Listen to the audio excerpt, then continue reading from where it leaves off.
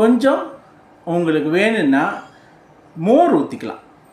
மோரை ஊற்றி வெங்காயம் கடிச்சிட்டு காலை உணவே இதை ரெகுலராக சாப்பிட்டு பாருங்கள். கோடை காலத்தில் உங்களுக்கு குடலினுடைய இயக்கம் அவ்வளவு நன்றாக இருக்கும்.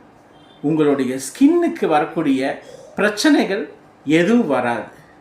அது மட்டும் இல்லாமல் இந்த பழைய சோறு கேன்சர் செல்களை கூட அழிக்கக்கூடியது, நோய் எதிர்ப்பு சக்தியை அதிகமாக உருவாக்கக்கூடியது.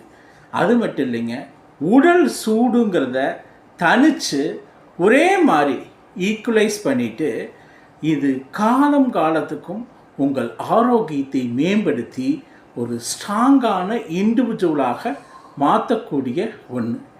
இது எதுவுமே ப்ரமோஷன் கிடையாதுங்க. எல்லாமே வாழ்வியல் முறையாக நம்ம பார்க்கப்பட்ட, கேட்கப்பட்ட, படிக்கப்பட்ட எக்ஸ்பீரியன்சஸ் வச்சு தான் நம்ம பேசுகிறோம். இது எதுவுமே எந்த ப்ரொமோஷனோ எதை பற்றியும் நம்ம எதனாலையும் எதற்காகவும் ப்ரொமோஷன் செய்வதில்லை. ஸோ இதோடைய மெயின் பர்பஸ்ஸு நம்மளுடைய மனித இனம் எந்த அளவுக்கு ஆரோக்கியத்தை பழக்க வழக்கங்களாக ஆக்கிட்டு உணவு பழக்க வழக்கங்கள் மூலமாகவும் தம் உடல் பழக்க வழக்கங்கள் மூலமாகவும் தங்களுடைய வாழ்க்கை முறையை கொண்டு சென்றாங்கன்னா அந்த ஆரோக்கியம் 80, 90, 120 வரைக்கும் போகும்.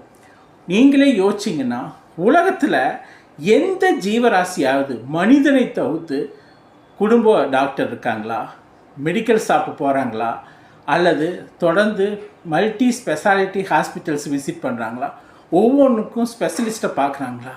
எல்லா ஜீவராசிகளும் அதுக்கு என்ன வேணுமோ அந்த டைமில் சாப்பிடுது.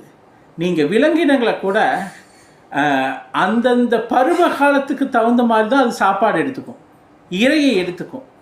நீங்கள் ரொம்ப ஹீட்டாக பயங்கர ஓவர் ஹீட்டாக இருந்தால் அதே அவாய்ட் பண்ணிடும். தண்ணி வேணுங்கிற நேரத்தில் கண்டிப்பாக கரெக்டாக அந்த தண்ணியை பார்த்து குடிக்கும். நீங்கள் பார்த்தீங்கன்னா நம்ம டெசர்ட்டில் ஆகட்டும், டெசர்ட்டில் கேமல்ஸ் பார்த்தீங்கன்னா கரெக்டாக அந்த சம்மரில் தண்ணியை தொடாவி தேடி குடித்து தேக்கி வச்சுக்கும். இங்கே நம்ம ஊரில் இந்த முதுமலை மற்றும் சரணாலயங்களில் அல்லது அதை ஒட்டி இருக்கக்கூடிய இடங்கள்ல எல்லாம் தண்ணி தொட்டிகளை நிறச்சி வச்சுருவாங்க. ஏன்னா கோடை காலத்தில் யானைகளுக்கு தெரியும் தண்ணி தான் நம்ம உடலை பாதுகாக்கக்கூடியதுன்னு. அதனால் அது தண்ணியை தேடி நாட்டு பக்கம் வரும்.